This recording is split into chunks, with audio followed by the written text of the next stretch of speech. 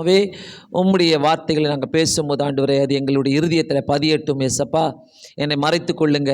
எப்படியெல்லாம் நீர் யாரெல்லாம் எப்படியெல்லாம் நீங்கள் தொடரணுமோ அப்படிலாம் நீங்கள் தொடுங்க, வழி நடத்துங்க, காத்துக்கொள்ளுங்க. இயேசுவின் நாமத்தினாலே வேண்டிக் கொள்கிறேன் பிதாவே, ஆமேன். ஆண்டவருக்கு நன்றி செலுத்துகிறேன். நேற்று பார்த்தீங்கன்னாக்கா 1 தீமோத்தேயு 4வது அதிகாரம் 12வது வசனத்திலிருந்து 16வது வசனம் வரைக்கும் நம்ம பார்த்தோம். எப்படி காட்லினஸ் நம்மளுக்குள்ள தெய்வ பக்தி இருக்கிறவங்க எப்படி இருக்கணும்னு சொல்லிட்டு பவுல் அடிகளார் தீமோத்தேயுக்கு எழுதுனதை நம்ம ரொம்ப அழகாக கேட்டோம். ஒவ்வொரு காரியத்திலுமே ரொம்ப தெளிவாக அவர் அந்த இடத்துல சொல்லி கொடுத்தாரு. ரொம்ப தெளிவாக மட்டும் இல்லை, எதுக்கப்புறம் எப்படிலாம் இருக்கணும்னு சொல்லிட்டு அவர் அங்கே அழகாக சொல்லி கொடுத்ததை நம்ம பார்த்தோம். எல்லாருக்குமே அது பிரயோஜனமாக இருந்திருக்கும் என்று நான் விசுவாசிக்கிறேன். கடைசியில் அவர் சொன்னது அதில், உன்னையும் உபதேசத்தை கேட்பவர்களையும் ரட்சித்துக் கொள்வாயாக. ஆமேன். உன்னையும் உன் உபதேசத்தை கேட்பவர்களையும் ரட்சித்துக் கொள்வாயாக. ரொம்ப ஒரு அருமையான வசனம். ஸோ நம்மளுடைய நோக்கமே, தெய்வ பக்திக்குள்ள ஒரு நோக்கமே, அந்த கடைசி வார்த்தை முடியுது பார்த்தீங்களா, உன்னையும் உன் உபதேசத்தையும் கேட்பவர்களை ரட்சித்துக்கொள். ஆமேன். ஸோ நம்ம உபதேசம் ஃபஸ்ட்டு பேசுகிறோமா, உபதேசத்தை கொடுக்குறோமா, எது ரொம்ப முக்கியம். உபதேசம் இல்லைனாக்கா அங்கே யாரையுமே நம்ம ரட்சித்து கொள்ள முடியாது. ஸோ அந்த இடத்துல அவர் முடிக்கும் போது எல்லாவற்றிலும் எச்சரிக்கையாக இருன்னு சொல்லிட்டு உபதேசத்தை பற்றி பேசும்போது அவர்களை நீ ரட்சித்துக்கொள். உபதேசம் பேசாமல் இருக்க முடியாது. ஸோ நான் அடுத்த பாயிண்ட்டுக்குள்ளே நான் போகிறதுக்கு முன்பாக, ஒருத்தருக்குள்ளே தெய்வ பக்தி இருக்குதுனாக்கா அந்த தெய்வ பக்தி இருக்கிறவங்க சும்மா பேருக்கு ஜெபம் பண்ணுறதில்ல, வேத வாசிக்கிறதில்ல, உண்மையாகவே நான் ஜெபித்தாகணும், இந்த காரியங்களுக்கெல்லாம் நான் டெய்லி ஜெபிக்கணும், இப்படிலாம் ஒரு லிஸ்ட்டு போட்டு ஜெபம் பண்ணுவாங்க. ஆண்டவர்கிட்ட பதில் எதிர்பார்ப்பாங்க. ஆமேன். சும்மா ஜெபிக்கிறவங்களாம் பதில் எதிர்பார்க்க மாட்டாங்க. வெறும் அவங்களுக்காக மட்டுமே இருக்கும் அந்த ஜெபங்கள். தெய்வ பக்தி இருக்கவங்களுக்குள்ள இந்த மாதிரி குணாதிசயங்கள் கண்டிப்பாக இருக்கும். ஸோ அவங்க என்ன பண்ணுவாங்க, மற்றவங்களுக்காக ஜெபிக்கும் போது மற்றவங்க வாழ்க்கையில் என்ன நல்லது நடக்குது, மற்றவங்களுக்கு அது பூர்த்தியாச்சா, அது சரியாச்சா என்பதை பார்ப்பாங்க. இது நம்மளுக்குள்ள கண்டிப்பாக இருக்கணும். ஓகேவா? தெய்வ பக்தி, காட்லினஸ்.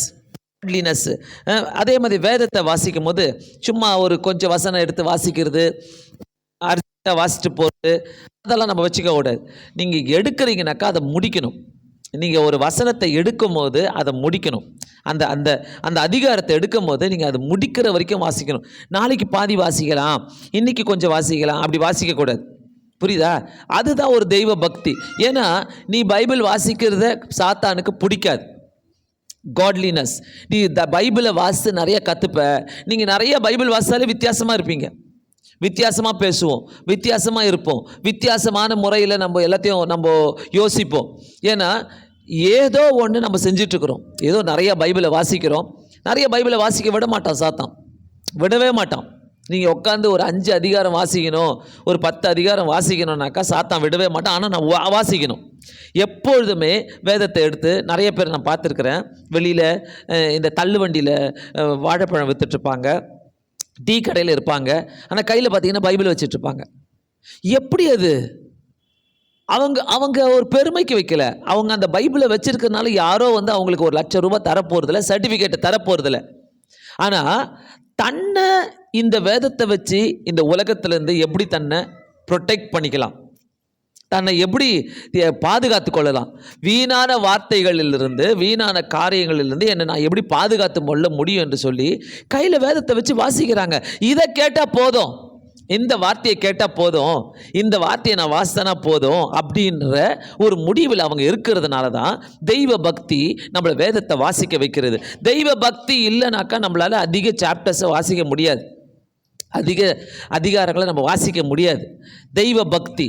ஸோ நம்ம தெய்வ பக்தியை நம்ம எப்படி நம்ம கையாளுன்றது ரொம்ப முக்கியம். காட்லினஸ் நமக்குள்ள அந்த தெய்வ பக்தி எப்படிலாம் இருக்குது, எப்படிலாம் அதை நம்ம மற்றவங்களுக்கு காட்டுறோம். நான் பக்தி என்று சொல்லிக்கிறதோட, நான் ஜெபம் பண்ணுவேன், பெரிய ஜெபம் பண்ணி காட்டுறதோட, ஆண்டவரே நான் மற்றவங்களுக்கு எப்படி என்னுடைய பக்தி தெரியும், நான் பக்தியாக இருக்கிறது மற்றவங்களுக்கு எப்படி தெரியும், செய்கையிலும் வார்த்தையிலும் செயலிலும். ஓகேவா? ஸோ அடுத்த காரியம் பார்த்தீங்கன்னாக்கா, நமக்குள்ள தெய்வ பக்தி இருக்கிறனாக்கா ஆண்டவர் சொன்ன ஒரு பெரிய ஒரு கட்டளை, போய் சுவிசேஷத்தை அறிவியுங்கள். இதை நம்ம யாருமே செய்கிறதில்ல. நிறைய பேர் இதை செய்கிறதே இல்லை. நான் அதில் என்ன சேர்த்துக்க மாட்டேன். கண்டிப்பாக நான் அதை செய்வேன். ஓகேவா? ஸோ அதனால் சுவிசேஷத்தை அறிவிக்கிறது வந்து நமக்குள்ளே இருக்கிற தெய்வ பக்தி, நமக்குள்ளே இருக்கிற தெய்வ பக்தி. அதனால் என்ன பிரயோஜனம் பாஸ்டர்? எனக்கு 1008 வேலை இருக்குது. நான் வேலை செஞ்சால் தானே எனக்கு சம்பளம், வேலை செஞ்சால் தானே எனக்கு காசு, வேலை செஞ்சால் தானே எனக்கு நான் என் குடும்பத்தை கவனிக்க முடியும். சுவிசேஷத்தை அறிவித்து பாருங்கள், எல்லாமே வந்து சேரும். உங்ககிட்ட நினைக்காது தான் வந்து சேரும். அதனால் சுவிசேஷத்தை யார் சொன்னா? கர்த்தர் சொன்னார், போய் தெய்வ பக்தி உள்ளவங்களுக்குள்ள இந்த ஹேபிட்ஸ் இருக்கும். இதுதான் முக்கியமான ஹேபிட்ஸ். அதிகாலை எஞ்சி ஜெபம் பண்ணுவாங்க, எதுக்கும் கவலைப்பட மாட்டாங்க. நிறைய வசனங்கள்லாம் இருக்குது. என்ன, இந்த தெய்வ பக்தி இருக்கணும்னாக்கா. ஸோ இந்த தெய்வ பக்தி நமக்குள்ளே இருக்கணும்னாக்கா, நேற்று 2 காரியங்களை பார்த்தோம். ஏன் தெய்வ பக்தி வந்து முக்கியம்னு சொல்லிட்டு. ஒன்று வந்து தெய்வ பக்தி நம்மளை கீழ்ப்படிய செய்யும். வேதத்தில் நிறைய பேரை பார்க்குறோம் யார் யார் கீழ்ப்படிச்சா சொல்லு. 2வது பார்த்தீங்கன்னா, தெய்வ பக்தி நாம் அவருடைய சாயலாக உருவாக்கப்பட்டதுனால நாம் பாவத்தை விட்டு கிறிஸ்துவை பின்பற்றி வாழும்போது நம்ம என்ன பண்ணுறோம்? பாவத்தை பெருசாக பார்த்த நம்ம ஆண்டவருக்குள்ளே வந்த பிறகு நம்ம விசுவாசத்தையும் நம்மளுடைய விசுவாசத்தையும் ஆண்டவருக்கு எப்படி உண்மையாக இருக்கணுன்றதை பெருசாக பார்க்குறோம். புரியுதா? நிறைய பேருக்கு புரியாது. ஏன்னா நம்ம பாவத்தையே உலகத்தையே பெருசாக பார்த்துட்ருக்குறோம். புரியுதா? ஸோ பாவத்தை நம்ம பெருசாக பார்க்குறோம். ஆண்டவருக்குள்ளே நம்ம வாழும் போது என்ன ஆகுதுனாக்கா, நம்ம பாவ உலகில் இருந்ததை அந்த பாவத்தை பெருசாக பார்க்காம நம்ம எதை பெருசாக பார்க்குறோம்? நம்மளுக்கு கர்த்தர் உடனே என்ன கொடுத்துருவார்? விசுவாசத்தை கொடுத்துருவார். அவர் மேலே விசுவாசமாக இருக்கணும். அந்த விசுவாசத்தை நம்ம வைத்து அதை பெருசாக பார்க்க ஆரம்பிக்கிறோம். ஸோ நான் விசுவாசிக்கிற ஒவ்வொரு காரியத்திலும் அது எனக்கு நடக்கும் என்று சொல்லி நம்ம விசுவாசிக்கும் போது தான் அது நடக்கும், இல்லைன்னா நடக்காது. ஸோ நம்ம பார்க்குறது வந்து த கிரேட்டர் ஃபெய்த், அந்த கிரேட்டர் ஃபெய்த்ஃபுல்னஸ். ஆண்டவருக்கு நம்ம எப்படி ஃபெய்த்ஃபுல்லாக இருக்க முடியும், இது ரொம்ப முக்கியம். கர்த்தருக்கு வந்து பக்தியாக இருக்கிறவங்களோட ஃபெய்த்ஃபுல்லாக இருக்கிறவங்க, உண்மையாக இருக்கிறவங்கள தான் ரொம்ப பிடிக்கும். ஆமென், அல்லேலூயா. நான் பக்தின்னு சொல்லி எல்லாருமே சொல்லிடலாம், எல்லாருமே சொல்லிடலாம், நம்மெல்லாம் பக்தி தான் சொல்லிடலாம். ஆனால் கர்த்தருக்கு மட்டும் தெரியும் இங்கே யார் உண்மை உள்ளவங்கன்னு சொல்லி அவருக்கு தெரியும். பெரிய வார்த்தை. அவர் அப்படி தான் பார்ப்பார். அவர் வந்து சும்மா சாதாரணமாக செலக்ட் பண்ணி பார்க்குறவர் அல்ல. இதுதான் தெய்வ பக்தி. நம்ம தெய்வ பக்தியை போட்டு எதுவுமே குழப்பிக்காதீங்க. நான் சர்ச்சை, நான் வந்து சாட்சி, நான் பைபிளை வாசிக்கிறேன். தெய்வ பக்தி வந்து உன்னை மேலே மேலே மேலே மேலே மேலே மேலே போக வச்சுக்கிட்டே இருக்கும். ஏன்னா முதல்ல ஒன்னஸ், அந்த ஒன்னஸ் வந்துடும். நம்ம தெய்வ பக்தியாக இருக்கும் போதே அந்த ஒன்னஸ் நம்மளுக்குள்ளே வந்து நமக்கும் ஆண்டவருக்கும் நல்ல ஒரு கனெக்ஷன் வந்துடும். ஆமென். ஸோ இந்த கனெக்ஷன் வந்தாலே தெய்வ பக்தி நம்மளுக்குள்ள ஆளுகை செய்யும். ஆமென். தெய்வ பக்தி ஆளுகை செய்யணும், நம்மளை ஆளுகை செய்யணும். எங்கே இருந்தாலும், எந்த சூழ்நிலையில் இருந்தாலும், எப்படி இருந்தாலும் அந்த தெய்வ பக்தி தான் உன்னை வந்து இந்த இடத்துக்கு போகலாமா, இவங்க கூட பேசலாமா, இவங்க கூட இருக்கலாமா, இந்த செயலை செய்யலாமா சொல்லி நம்மளுக்கு நிறைய காரியங்களை உணர்த்தும். ஓகே, நல்லா கவனிச்சுக்கங்க. ஸோ காட்லினஸ் என்று சொல்லும் போது நமக்குள்ள இருக்கிற உலகத்தின் காரியங்களுக்கு குட் பை சொல்லிட்டு மேலும் மேலும் நம்ம வளர்ந்துட்டு போகிறது தான் காட்லினஸ். ஓகேவா? 3வது பாயிண்ட்டு, காட்லினஸ் வந்து அதாவது தெய்வ பக்தி முக்கியமானது. ஏனென்றால் அது வந்து எப்படின்னாக்கா, நம்ம கிறிஸ்துவ போல நம்ம மாறுறோம். நம்மளுடைய குணங்கள் ஓரளவுக்கு கிறிஸ்துவ போல மாறும்போது ரட்சிக்கப்பட்டவங்களுக்கும் கிறிஸ்துவை இழந்தவர்களுக்கும் நம்ம ஒரு உற்சாகம் இருக்கிறோம், ஒரு சோர்ஸ் ஆஃப் என்கரேஜ்மெண்ட்டாக இருக்கிறோம் நம்ம அவங்களுக்கு. அதனால்தான் தெய்வ பக்தி ஒருத்தருக்குள்ள மிகவும் முக்கியம். ஆமென்.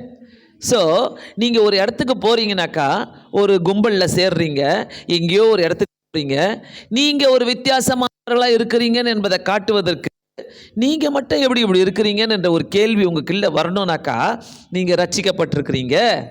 உங்கள்கிட்ட இருக்கிற ஒரு வல்லமை என்ன பண்ணுதுனாக்கா, கிறிஸ்துவை இழந்து போனவர்களை, என்ன கர்த்தர் என்ன சொல்கிறது, இழந்து போனவர்களை தேட தான் நான் வந்தேன். ஸோ நம்மளை வச்சு தான் ஆண்டவர் தேடுவார். நம்மளை வச்சு தான் ஆண்டவர் அவங்களெல்லாம் தேடுவார். அதனால் கிறிஸ்துவை போல நம்ம இருந்து ரட்சிக்கப்பட்டு நம்ம ஆண்டவருக்குள்ளே வரும்போது அது மற்றவங்களுக்கு ஒரு உற்சாகம் ஊட்டுகிறவர்களாக நம்ம இருக்கிறோம். ஆமென். நம்ம ஒரு பெரிய சோர்ஸ் ஆஃப் என்கரேஜ்மெண்ட்டாக இருக்கணும் எல்லாருக்குமே. நம்ம பேசுகிற வார்த்தைகள், ஒருத்தர் கஷ்டத்தை சொல்லும் போது திரும்பின் போகிறது கிடையாது. ஒருத்தர் ஒரு பெரிய பிரச்சனையை ஷேர் பண்ணும்போது திரும்பின் போகிறது கிடையாது. உலகத்தில் இருக்கிறவங்க என்ன பண்ணுவாங்க, பிரச்சனையை ஷேர் பண்ணும்போது கேட்டுப்பாங்க, அப்படியா, சரி சரி சரி, அவங்கக்கிட்ட போய் கேளு, இவங்கக்கிட்ட போய் கேளு. ஆனால் நீ தெய்வ பக்தி உனக்குள்ளே இருக்குதுனாக்கா நீ இன்னும் திரும்ப வார்த்தை சொல்லுவோம், நான் உங்களுக்காக ப்ரேயர் பண்ணிக்கிறேன். ஐயோ, எவ்வளோ பெரிய வார்த்தைங்க, எவ்வளோ பெரிய வார்த்தை. ஏன்னா நம்ம அந்த வார்த்தையை, நம்ம அந்த ப்ரேயரை யார்கிட்ட பண்ணுறோம், உங்களையும் என்னையும் ரட்சித்தவர்கிட்ட பண்ணுறோம். நம்ம அந்த ப்ரேயரை யார்கிட்ட பண்ணுறோம், உங்களையும் எனக்காகவும் சிலுவையில் அறையப்பட்டு வெற்றி சிறந்தவர்கிட்ட பண்ணுறோம். நம்ம போயிட்டு வேறு எந்த கடவுள்கிட்டையும் போய் நிற்கலை. ஆமென். நம்ம எங்கேயும் போய் நிற்கலை ரோட்டில். ஆனால் நீங்கள் நானும் சொல்கிற ஒரு வார்த்தை என்ன தெரியுமா, அந்த அந்த அந்த அந்த பாரத்தை அவங்க ஷேர் பண்ணும்போது, நான் உங்களுக்காக ஜெபம் பண்ணிக்கிறேன், நான் உங்களுக்காக ப்ரேயர் பண்ணிக்கிறேன், இந்த வார்த்தைகளை சொல்லும் போது கண்டிப்பாக நம்ம ஒரு சோர்ஸ் ஆஃப் என்கரேஜ்மெண்ட்டாக அங்கே நிற்கிறோம். அந்த இடத்துல நம்ம எப்படி நிற்கிறோம், ஒரு அவங்களுக்கு உற்சாகம் ஊட்டுகிறவர்களாக நிற்கிறோம். ஆமென். ஸோ 4வது காரியம், காட்லினஸ் மேட்டர்ஸ் பிகாஸ் அது கர்த்தருடைய ஒரு இன்டென்ஷன், அது கர்த்தருடைய நோக்கமாக இருந்தது. யாருக்கு? விசுவாசிகளுக்கு மத்தியில். விசுவாசிகளுக்கு ஆண்டவர் சொல்கிறாரு, இந்த இந்த இந்த இந்த காட்லினஸ், தெய்வ பக்தின்றது விசுவாசிகளுக்கு மத்தியில் இது இருக்கணும் என்ற கர்த்தர் ஒரு நோக்கத்தை வச்சிருந்தார். ஆமென். ரோமர் 12வது அதிகாரம் ரொம்ப அழகான வசனம், அடிக்கடி நம்ம வாசிச்சிருக்கிறோம். 12வது அதிகாரம் 9லேருந்து 12 வரைக்கும், உங்கள் அன்பு மாயமற்றதாக இருப்பதாக தீமையை வெறுத்து நன்மையை பற்றி கொள்ளுங்கள். ஸோ தெய்வ பக்திக்குள்ளே இருக்கிறவங்க எல்லாம் இப்படிப்பட்ட காரியங்கள் இருக்கணும்னு சொல்லிட்டு அவர் கேட்குறாரு. ரோமர் 12:9-10 வசனம், சகோதர சிநேகத்தில் ஒருவர் மேல் ஒருவர் பட்சமாக இருங்கள், கனம் பண்ணுகிறதுல ஒருவருக்கொருவர் முந்திக் கொள்ளுங்கள். ஆமென். கனம் பண்ணுகிறதுல ஒருவருக்கொருவர், பிரைஸ் தி லார்ட். ஆமென். ஈஸியாக சொல்லிடுறோம்ல, ஸ்தோத்திரம், ஈஸியாக சொல்லிடுறோம்ல. ஆமாம், அதில் முந்திக்கணுமா. ஆமென். அதை தான் பவுல் சொல்கிறார்.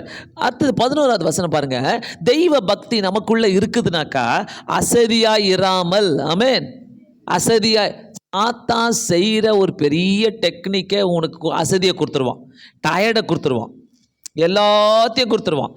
போவாத, இன்னைக்கு ரொம்ப டயர்டாக இருக்கிற, இப்படி இருக்கிற, அப்படி இருக்கிற, இந்த த்ரோட்டெல்லாம் நீ எப்படி பேச போகிற, பேசாத, நீ படுத்துக்கோ, ரொம்ப ஒன்றா நீ ப்ரிப்பேர் பண்ணக்கூட முடியாது, உனக்கு டைமே இல்லை, பேசாது, இப்படிலாம் சொல்லி தருவான். உனக்கு வேலை ஜாஸ்தி. ஸோ உலகத்தை பெருசாக பார்க்க வைப்பான், ஆண்டவரை குறைவாக பார்க்க வைப்பான். ஆமென். சாத்தான் கில்லாடி, பயங்கரமான கில்லாடி என்ன. ஸோ இந்த இடத்துல அதனால தான் சொல்கிறாரு, அசதியாக இருந்துட்டோன்னா விட்டுடுவோம், அசதியாக இருந்துட்டோன்னா விட்டுடுவோம். சில நேரங்களில் பார்த்தீங்கன்னாக்கா, இங்கேருந்து நம்ம டெல்லிக்கு போகிறோம், இல்லை இங்கேருந்து கன்னியாகுமரி போகிறோம், ட்ரெயினில் போகிறோன்னாக்கா நம்ம இறங்க போகிற ஸ்டேஷன் மிட் நைட்டில் வரும். சில நேரங்களில் மிட் நைட்டில் 3 மணிக்கு இறங்கும், 2 மணிக்கு இறங்குவாங்க. தூங்கிட்டா என்னாச்சு, எண்டுக்கு போயிட வேண்டியது தான், கடைசியில் போயிட வேண்டியதான். எங்கேயோ ஜான்சியில், யூபியில் எங்கேயோ இறங்கணும் 2 மணிக்கு. ஆனால் நம்ம எங்கே போய் இறங்குவோம், டெல்லி வரைக்கும் போயிடுவோம். இதெல்லாம் நடக்கும், நிறைய பேருக்கு நடக்கும், தூங்கிடுவோம். அதுதான் அதுலேயே ஆண்டவர் என்ன சொல்கிறாரு, அசதியாக இருக்காதீங்க. ஆவிக்குரிய ஜீவியத்தில் அசதியாக இருந்துட்டா தெய்வ பக்தி காலி. ஆமென். காலி ஆகிடும். ரொம்ப கஷ்டப்பட்டு தெய்வ பக்தியை பிடிச்சி வச்சுருக்கிறோம் நம்ம. என்ன தெய்வ பக்தின்றது, அப்படியே இந்த கயிறு இழுப்பாங்க பார்த்தீங்களா, அந்த சைடு கொஞ்சம் பேர், இந்த சைடு கொஞ்சம் பேர், அந்த சைடு சாத்தான் இழுப்பான், இந்த சைடு நீங்கள் இழுக்கணும். அதான் தெய்வ பக்தி. அசதியாக இருக்காதீங்க. விட்டீங்க, சாத்தான் போய் தொப்புன்னு விழுவீங்க அந்த பக்கம், அவன் இழுத்துருவான் உங்களை. இந்த டெக்னிக்லாம் நிறையா. ஆனால் இதெல்லாம் எப்படி கேட்குறோம், அப்படியே புதுசாக ஜூவில் கூப்பிட்டு பார்க்குற மாதிரி இப்படி பார்த்துன்னுக்குறோம்ல நம்ம எல்லாரும். இப்படிலாம் இருக்குமா, இப்படி தான் நடக்குது வாழ்க்கை, இப்படி தான் நடக்குது வாழ்க்கையில். ஆனால் ஒன்றும் தெரியாத மாதிரி, அப்படியா, இப்படிலாம் நடக்குதா. ஆமாம், அந்த சைடு யார் கயிறை பிடிச்சிட்டு இருக்கிறா, இந்த சைடு யார், நான். ஸோ நான் லூஸாக விட்டேன்னா என்ன கதி ஆகும், போய் யார் மேலே விழுவேன், சாத்தான் மேலே விழுவேன். அது எப்படிப்பட்ட சாத்தானா இருப்பான், என்ன, அது எப்படிப்பட்ட சாத்தான் வேணாலும் இருப்பான், உனக்கு ஏற்ற மாதிரி தான் இருப்பான் அந்த சாத்தான்.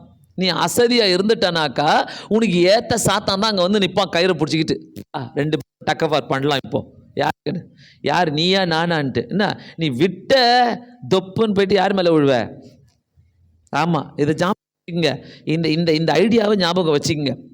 தொப்புன்னு விழாதீங்க. என்ன அடுத்தது என்னது? ஜாக்கிரதையாக இருங்கள். அசதியாக இருக்காதீங்க, ஜாக்கிரதையாக இருங்க. எப்படி அப்படியே பின்னாடி பின்னாடி சொல்கிறாங்க பாருங்க. ஜாக்கிரதையாக இருக்கணும். ஒவ்வொரு சூழ்நிலையில் நம்ம என்ன பண்ணணும்? ஜாக்கிரதையாக இருந்தால் தான் பெரிய பெரிய பெரிய பெரிய காரியத்தை செய்ய சாத்தான் நம்மளுக்கே தெரியாது. நம்ம நினைப்போம், ஆடா கர்த்தர் இவ்வளோ பெரிய சித்தம் வச்சிருக்கிறாரா, இப்படிலாம் நடக்குமா? அங்கே நல்லா கொண்டு போயிட்டு தப்புன்னு உழ வைப்பான் சாத்தான். நம்மளுக்கே தெரியாது. கடைசியில் ஆண்டவரே எல்லாமே உங்களுடைய சித்தத்துக்கு ஒப்பு கொடுக்குறோன்னு சொல்லி நம்ம ஜெபிப்போம். வேறு வழியே கிடையாது. என்ன? ஸோ ஜாக்கிரதையாக இருங்கள். எதில்?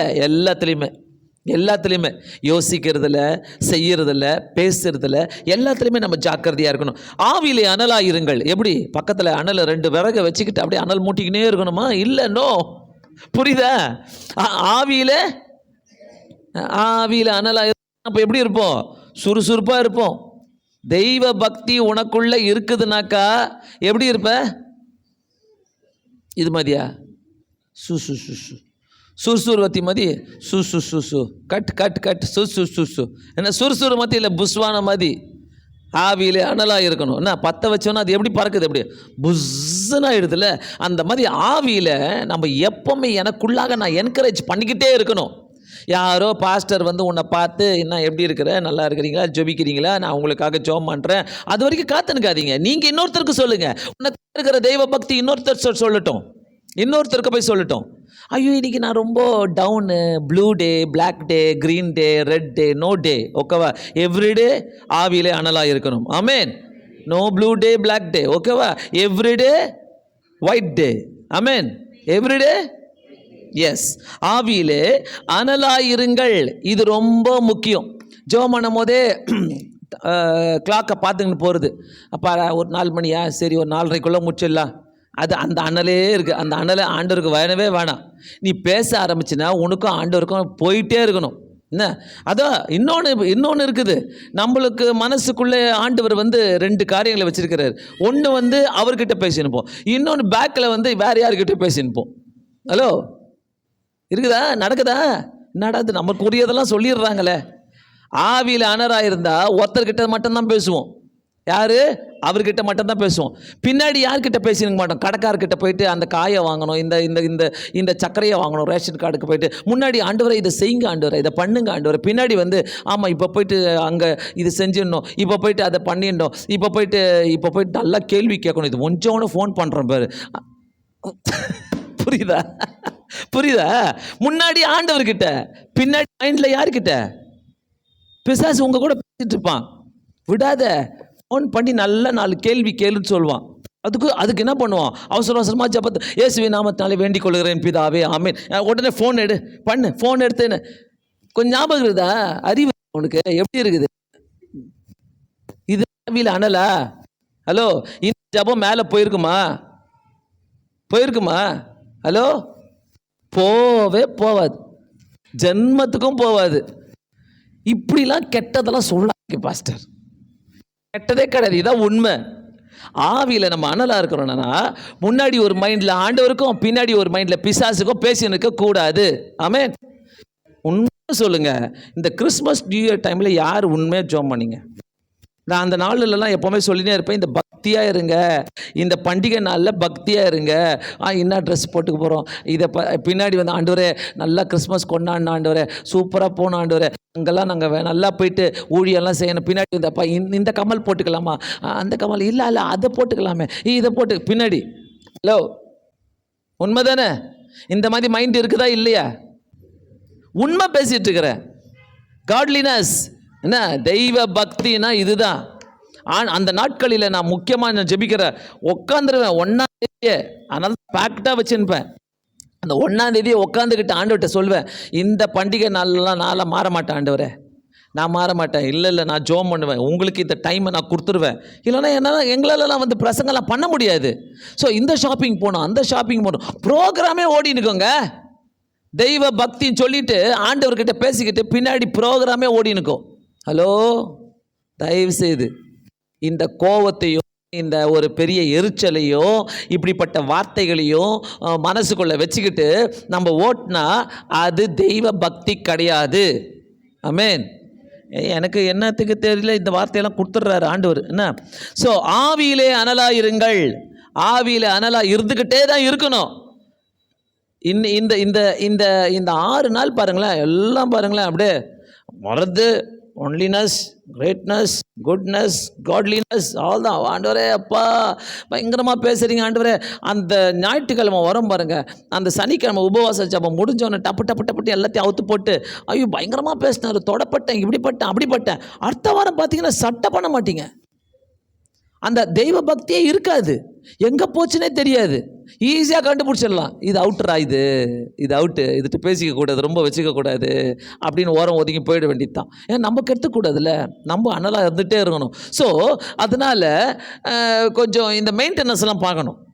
எப்படி நம்மளுடைய வேலையில் மெயின்டெனன்ஸை பார்க்குறோமோ, எப்படி நம்மளுடைய வீட்டுகளில் மெயின்டெனன்ஸை பார்க்குறோமோ, இந்த ஆவிக்குரிய மெயின்டெனன்ஸை நம்ம பார்த்துக்கிட்டே இருக்கணும். இல்லைன்னா நம்மளை கவ்வி சாப்பிட்ருவான் சாவுதல். கர்த்தருக்கு ஊழியம் செய்யுங்கள். அடுத்தது ஆவியில் அனதாக இருந்தால் தான் நீ கர்த்தருக்கு ஊழியம் செய்ய முடியும். புரியுதா? இல்லைன்னா நீ செஞ்சுக்கிட்டே இருப்ப. யார் வராங்களோ அவங்கக்கிட்ட ஆண்டவரை பற்றி சொல்லுவேன். உன் பெரிய ஊழியம் என்ன தெரியுமா? முட்டி போட்டு ஜோம் பண்ணுங்க அந்த ஆத்துமாக்களுக்காக. எந்தெந்த ஆத்துமாக்களுக்காக அவங்களுடைய ரட்சிப்புக்காக நீங்கள் ஜெபம் பண்ணுறீங்களோ அந்த ஆத்துமாக்களுக்காக நீங்கள் ரட்சிப்புக்காக ஜெபம் பண்ணும்போது அவங்கள கொண்டு வந்து கர்த்தர் உட்கார வைப்பார். ஆமென். கண்டிப்பாக நான் சொல்கிறேன், அதை செய்யாமல் அவர் இருக்கவே மாட்டார். பேரை சொல்லி ஜெபம் பண்ணுங்க, பேரை எழுதி பைபிளில் வச்சு கையை வச்சு ஜெபம் பண்ணுங்க. ஆண்டவரே இந்த ஆத்துமாக்கள் உண்மை ஏற்றுக்கணும் ஆண்டவரே, இந்த ஆத்துமாக்கள் வரணும் ஆண்டவரே, கண்டிப்பாக வர நீங்கள் செய்யுங்க ஆண்டவரே, இந்த ஆத்மாவை ஏற்றுக்கொள்ளணும் ஆண்டவரை சொல்லி ஜெபிக்கும் போது நம்மளுடைய குடும்பங்களில் எத்தனை பேர் ஆண்டவரை ஏற்றுக்காமல் இருக்கிறாங்க? நம்மளுக்கு பாரம் இருக்குதா? தெய்வ பக்தி எங்க? அப்போ தெய்வ பக்தினா நம்மளுக்கு மட்டும் தெய்வ பக்தி கிடையாது. தெய்வ பக்தி எனக்குள்ள இருக்குதுனாக்கா அந்த தெய்வ பக்தி கர்த்தருக்கு ஊழியம் செய்ய வைக்கும். ஆமென். அல்லேலூயா, அல்லேலூயா. ஆமாம். சும்மா சிலர் சொல்லுவாங்க, பயங்கரமாக ஊழியம் சார். என்ன ஊழியம் சார்? டெய்லி வசனம் அனுப்பிடுவேன் வாட்ஸ்அப்பில். அது ஊழியமா? நான் உன் வசனத்தை படிக்கிறதுக்காக உன் கூட நான் வாட்ஸ்அப்பில் இருக்கிறேன். யார் வசனம் அனுப்பினாலும் நான் படிக்க மாட்டேன். அந்த 12 மணிக்கு நம்ம குரூப்பில் அனுப்புவேன், அது மட்டும்தான் வசனம். புரியுதா? வாக்குத்தத்த வசனம். மீதி யார் வசனம் அனுப்பினாலும் அனுப்பாதீங்கன்னு சொல்லிடுவேன். வேறு எனக்கு பைபிள் இருக்குதுங்க, பைபிளை படிப்பேன். நீ எனக்கு என்னத்துக்கு என்னை மொட்டையாக்குற? நான் செல்ஃபோனை வச்சுக்கணும், வசனம் வாசிக்கணும். நான் அதெல்லாம் வாசிக்க முடியாது. எனக்கு பைபிள் இருக்குது, நான் பைபிள் வாசிப்பேன். ஆமென். அல்லேலூயா. கர்த்தருக்கு ஊழியம் செய்யுங்க. இந்த வசனம் அனுப்புகிற ஊழியம், அப்புறம் ஜெபம் பண்ணி பண்ணுற அனுப்புகிற ஊழியம், இதெல்லாம் ஊழியம் கிடையாது. நேராக ஆண்டவரை பற்றி நேராக உட்காந்து சொல்லு. இயேசு கிறிஸ்து என்னை தொட்டார், என்னை மாற்றினார், எனக்காக உயிர் கொடுத்தாரு, எனக்காக உயிர் தெழுந்தார். இதுதான் ஊழியம். ஆமென். நிறைய பேருக்கு அந்த அருமை தெரியல. கர்த்தருக்கு ஊழியம் செஞ்சீங்கன்னா அவர் எப்படி ஆசீர்வதிப்பாருன்ட்டு என் வாழ்க்கையில் நான் அனுபவிச்சிருக்கிறேன். எப்படி ஆசீர்வதிப்பாருன்னே தெரியல. சவால் விடுவேன், இங்கே இருக்கிற யாருக்குமே அந்த அனுபவம் இல்லை. கர்த்தர் எனக்கு கொடுத்துருக்கிறாரு, எங்களுக்கு கொடுத்துருக்கிறாரு. அப்படிப்பட்ட அனுபவங்களை எங்களுக்கு கொடுத்துருக்கு. ஏன்? அவருக்கு ஊழியம் செய்கிறதுனால தான். ஊழியம் செய்யுங்கள், ஊழியம் செஞ்சு பாரு, பயப்படாதீங்க. அவங்க பார்க்குறாங்க, இவங்க பார்க்குறாங்க, இவங்க ஏதாவது சொல்லிடுவாங்க. ஐயோ எங்கள் வீட்டில் ஏதாவது சொல்லிடுவாங்களா ஊழியம் செஞ்சா? ஊழியம் செய்யறதுக்கு கர்த்தர் உனக்கு சொல்கிறாரா? Get up ready, get ready, செய்யுங்க ஆண்டவருக்காக. உங்கள் மனசு சொல்லும், ஆனால் நீங்கள் தடுத்து போடுவீங்க ஊழியம் செய்கிறத. உங்கள் மனசு சொல்லும், ஏன் நம்ம சொல்லக்கூடாது? சொல்லாமே, பாஸ்டர் இப்படி சொன்னாங்களே, அப்படி சொன்னாங்களே, நம்ம சர்ச்சில் இப்படி சொல்லி கொடுக்குறாங்களே, நம்ம சொல்லாமல் ஊழியம் செய்கிறத. ஆனால் மனசுக்குள்ளே நினைப்பீங்க, ஐயோ இவங்க ஏதாவது சொல்லிடுவாங்க, யாராவது எதனா சொல்லிடுவாங்களா? ஊழியம் கண்டிப்பாக செய்யணும். ஊழியம் செய்யுங்கள். தெய்வ பக்தி உனக்குள்ளே இருக்குதுன்னா நீ ஊழியம் செய்வேன். ஆமென். அடுத்தது நம்பிக்கையில் சந்தோஷமாக இருங்கள். தெய்வ பக்தி இருக்கிறவங்களுக்குள்ள எப்பொழுதுமே என்ன இருக்கும்? நம்பிக்கை. கர்த்தர் மேலே. யார் மேலே? யார் மேலே? மனுஷன் மேலே கிடையாது, கர்த்தர் மேலே நம்பிக்கை. ஆமென். இந்த கர்த்தர் மேலே நம்பிக்கை வைக்கிறவங்களாம் யார்? பாக்கியவான்கள். ஆமென். பாக்கியவான்கள். கர்த்தர் மேலே நம்பிக்கை வைக்கிறவங்களாம் பாக்கியவான்கள். ஒரு அளவுக்கு சில நேரத்தில் நம்ம போராடிட்டு இருப்போம். அதுக்கப்புறம் என்ன பண்ணுவோம்? சேப்பா இதெல்லாம் வேலைக்கே ஆகலை, உங்கள் சித்த ஆண்டவரே, உங்கள் சித்த ஆண்டவரே, நீங்கள் என்ன செய்றீங்களோ செஞ்சுக்கங்க அப்படி சொல்லி விட்டுருவோம். என்ன? ஸோ நம்பிக்கையிலே சந்தோஷமாக இருங்கள். உபத்திரவத்தில் எப்படி இருக்கணுமா? தெய்வ பக்தி நமக்குள்ளே இருக்குதுனாக்கா உபத்திரம் வந்தால் வந்துக்கோ, பார்த்துக்கலாம் ஒரு கை. ஆமென். அல்லேலூயா. ஆமாம், அடிக்கடி நான் சொல்கிற ஒரு வார்த்தை, என் பிள்ளைங்க கூட அதை கற்றுனுக்கிறாங்க. அது என்ன சொல்லணும்னா, பார்த்துக்கலாம் ஒரு கை, பார்த்துக்கலாம், என்னென்ன வரட்டும் பார்த்துக்கலாம். தலைக்கு மீறி ஒன்றும் வராது. ஆமென். தலைக்கு மேலே போகிற மாதிரி எதுவுமே வராது. உங்களுக்கு வேறு ப்ராப்ளம்னா எனக்கு வேறு ப்ராப்ளம், எனக்கு வேறு ப்ராப்ளம்னா உங்களுக்கு வேறு ப்ராப்ளம். ஆமென். எல்லா ப்ராப்ளமும் ஒரே மாதிரி தான் இருக்கணும்னு அவசியம் கிடையாது. உங்கள் வீட்டு சமையல் வேறு டேஸ்ட்டு, எங்கள் வீட்டு சமையல் வேறு டேஸ்ட்டு. உன் பிரச்சனை வேறு, என் பிரச்சனை வேறு. அதுதான். ஆமென். அல்லேலூயா. உங்கள் வீட்டில் காரம் ஜாஸ்தி இருக்கலாம், எங்கள் வீட்டில் காரம் இல்லாமல் இருக்கலாம். எங்கள் வீட்டில் காரம் ஜாஸ்தி இருக்கலாம், உங்கள் வீட்டில் காரம் இருக்கலாம். இதெல்லாம் கேட்டு உட்காந்துக்கிறோமா? இதெல்லாம் கேட்டு உட்காந்துக்கிறோமா? இல்லையே. இதெல்லாம் யார் கேட்கணும்? கேட்கவே கூடாது. தேவையே இல்லை. அவங்களுக்கு அவங்கவுங்க வீட்டில் வாசப்படியில் என்ன இருக்குது? அவங்கவுங்க பிரச்சனை இருக்குது. ஆமென். அதை தான் சொல்கிறேனே, உபத்திரவத்தில் எப்படி இருக்கணுமா? பொறுமையாக இரு. ஆமென். உபத்திரவத்தில் ஒவ்வொரு உபத்திரவத்தும் நம்ம உபத்திரவத்தை யோசிக்க டைம் இருக்காது. யார் உபத்திரவத்தை யோசிச்சுப்போம்? அவங்களுக்கு அப்படி இருக்கும் போல், இவங்களுக்கு இப்படி இருக்கும் போல், அவங்களுக்கு அப்படி நடக்கும் போல், இவங்களுக்கு இப்படி நான் சொல்கிறேன், உன் உபத்திரவமே பெருசாகுது. அதை யோசிக்கவே டைம் இல்லை.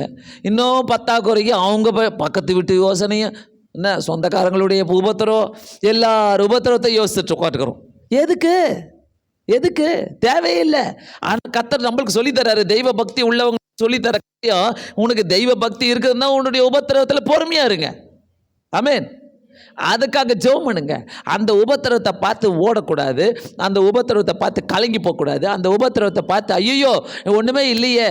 காட்லினஸ், இதுதான் காட்லினஸ். தெய்வ பக்தி நமக்குள்ளே இருக்குதுனாக்கா உபத்திரவத்தில் பொறுமையாக இருங்கள். ஜபத்திலே உறுதியாய் தரித்திருங்கள். ஆமென். ஜபம் பண்ணுறவங்க உயர்ந்துக்கிட்டே போவாங்க. சிம்பிள்ங்க. ஜெபிக்கிறவர்கள் உயர்ந்துக்கிட்டே, அப்பப்போ ஜெபிக்கிறவர்கள் அப்பப்போ அங்கங்கே இருந்து விடுவார்கள். நல்லா ஜெபிக்கிறவர்கள் உயர்ந்து கொண்டே போவார்கள். நிறைய பேர் இந்த ஜபம் பண்ண மாட்டோம், இந்த உபத்திரம் வர வந்தோன்னா பொறுமையாலாம் இருக்க மாட்டோம். யார்கிட்ட கோச்சிப்போம்? உனக்கு நீ ஏன் ஆண்டவர் எனக்கு இப்படி பண்ண? கடவுள்கிட்ட கோச்சிக்க வேண்டியது, கடைசியில் பாஸ்டர் கிட்ட கோச்சிக்க வேண்டியது. எல்லாத்தையும் தூக்கி எங்கே வந்து போட வேண்டியது? பாஸ்டர் மேலே போடு. எல்லாம் அவங்க தான் கடவுள் இல்லை, அதனால் எத்தனை தூக்கி போட்டுடணும். தப்பான விஷயங்கள், தப்பான காரியங்கள். நான் எதுக்கு உபத்திரப்படுகிறேன்? என் வாழ்க்கையில் ஜபம் சரியில்லைன்னா உபத்திரம் கண்டிப்பாக வரும். ஆமென். எதுக்கு நான் ஆண்டவரை விட்டு நான் விலகி போகிறேன்னா உபத்திரம் கண்டிப்பாக வரும். ஆமென். உபத்திரம் இல்லைனாக்கா, உபத்திரம் இருக்குதுனாக்கா அதில் பொறுமையாக இருந்து யோசிங்க. எதுக்கு அங்கே பொறுமையை சொல்கிறாரு? பொறுமையாக இருக்கணும்னாக்கா எதுக்கு? உட்காந்து யோசிக்க தான். உட்காந்து யோசி, எதுக்காக நான் பொறுமையாக இருக்கணும்? ஸோ இந்த காரியங்கள் அடுத்தது குயிக்காக நான் முடிக்க போகிறேன். இறுதியாக தெய்வ பக்தி முக்கியமானது.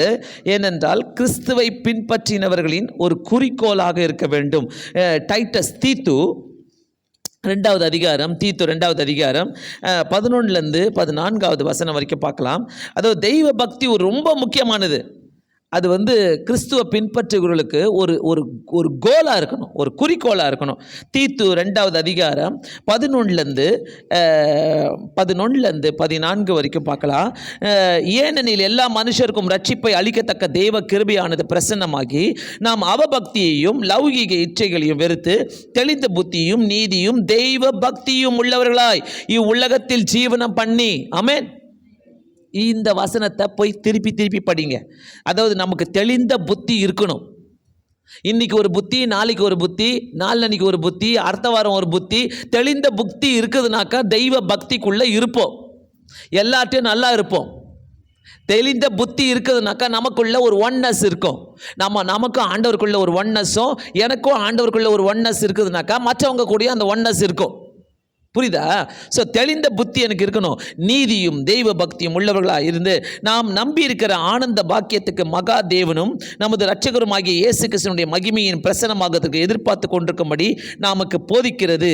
அவர் நம்மை சகல அக்கிரமங்களினின்று மீட்டுக்கொண்டு தமக்குரிய சொந்த ஜனங்களாகவும் நற்கிரிகளை செய்ய பக்தி வைராக்கியம் உள்ளவர்களாகவும் நம்மை சுத்திகரிக்கும்படி நமக்காக தம்மை தாமே ஒப்பு கொடுத்தார். ஸோ 2 காரியம் இதில் சொல்லப்படுகிறது. தெய்வ பக்தி எதற்காகன்ட்டு, அவர் நம்மை அக்கிரமங்களிலிருந்து மீட்டு கொண்டார். தமக்குரிய சொந்த ஜனங்களாக நற்கிரியை செய்ய பக்தி வைராக்கியம் உள்ளவர்களாக நம்மளை உருவாக்குறதுக்காக தான் நமக்காக அவர் மரித்தார். ஆமென். நமக்காக அவர் மரித்தார். ஸோ இந்த தெய்வ பக்தி ரொம்ப முக்கியம். தெய்வ பக்தி நான் மீட்டிங்க்கு வரதோ, இல்லை நான் சும்மா இருக்கிறதோ, இல்லை பைபிளை வாசிக்கிறதோ, வீட்டுக்குள்ளே நான் பக்தியாக இருக்கிறேன்பா, நான் பாவம் செய்யலப்பா, நாமே நீதிமான் என்று சொல்வதோ இல்லை. தெய்வ பக்தி இது எல்லா காரியங்களிலும் நம்மளை காட்டணும். ஒரு காரியத்திலும் ஆண்டவரே எனக்குள்ளே இருக்கிற தெய்வ பக்தி அது வெளியே வரட்டும். ஆமென். நமக்குள்ள தெய்வ பக்தி இருக்குதுன்னா ஒரு அனாயிண்டிங், ஒரு அபிஷேகம் இருந்துக்கிட்டே இருக்கும். ஆமென். அந்த அபிஷேகம்னா என்ன? இது உன்னை தொட்ட ஷாக் அடிக்குமா? என்ன பண்ணும் அபிஷேகம்? என்ன பண்ணும்? ஹலோ, சீக்கிரம் குடிக்க. அபிஷேகம் என்ன பண்ணும்? உனக்குள்ள தெய்வ பக்தி இருக்குதுனாக்கா ஃபைனலாக என்ன இருக்கணும்? அபிஷேகம். என்ன அபிஷேகம்? ஏதோ ஒரு பரவசம், உனக்குள்ள ஒரு வித்தியாசமான ஒரு அபிஷேகம், ஒரு அனாயிண்டிங். அந்த அனாயிண்டிங் எப்படி இருக்குதுன்னே தெரியாது, எப்படி வரும்னே தெரியாது. அந்த அனாயிண்டிங் உன் மேலே இருக்குதுனாக்கா அந்த அனாயிண்டிங் மற்றவங்களை டிஸ்டர்ப் பண்ணிக்கிட்டே இருக்கும். ஆமென். இப்படி பேச வைக்கும், உன்னை ஜெபிக்க வைக்கும், மற்றவங்களுக்கு இயேசுவை சொல்ல வைக்கும். அந்த அனாயிண்டிங் நான் உங்களை தொட்டுக்கிற ஷாக் அடிக்கிறதோ, இல்லை நம்மளை வேறு மாதிரி காட்டுறதோ, அந்த மாதிரி இல்லை. அனாயிண்டிங் உனக்குள்ளே அது கிரியை செஞ்சுக்கிட்டே இருக்கும். அதனால தான் ஆவியிலே அனலாக இருங்கள். ஆமென். அந்த ஆவியில் அனலாக இருக்கும் போது நம்மளுக்கு அந்த அனாயிண்டிங் இருந்துக்கிட்டே இருக்கும். இல்லை, அந்த அனாயிண்டிங் தெய்வ பக்தி இருக்கும் போது, உனக்குள்ள அந்த அனாயிண்டிங் அபிஷேகம் இருக்கும் போது உன்னை பாவம் செய்ய வைக்காது, தடுக்கும். வீணான காரியங்களை செய்ய வைக்காது, தடுக்கும். ஆமென். இத்தனை காரியங்கள் இருக்குது. நான் இன்றைக்கும் எனக்கு முடிக்க முடியல. நாளைக்கு நான் திருப்பி கண்டினியூ பண்ணுறேன் இந்த தெய்வ பக்தியை. ஏன்னா ஒன்னஸ் காட்லினஸ் நான் குட் பார்க்கவே இன்னும் வரல. ஸோ இந்த தெய்வ பக்தி பற்றி பேசுறது நிறைய காரியங்கள் இருக்குது. இன்னும் நம்ம நாளைக்கு அதை கண்டினியூ பண்ணலாம். கண்களை மூடி ஜெபிக்கலாம். ஆண்டவரே, இப்படிப்பட்ட தெய்வ பக்திக்குள்ளாக ஆவியிலே அனலாக இருக்க அபிஷேகத்தோடு நாங்கள் வாழ எங்களுக்கு உதவி செய்ய எங்கள் கூட வாங்க பேசுனதுக்காக நன்றி. இயேசு கிறிஸ்துவின் நாமத்தினாலே வேண்டிக் கொள்கிறேன் பிதாவே. ஆமென்.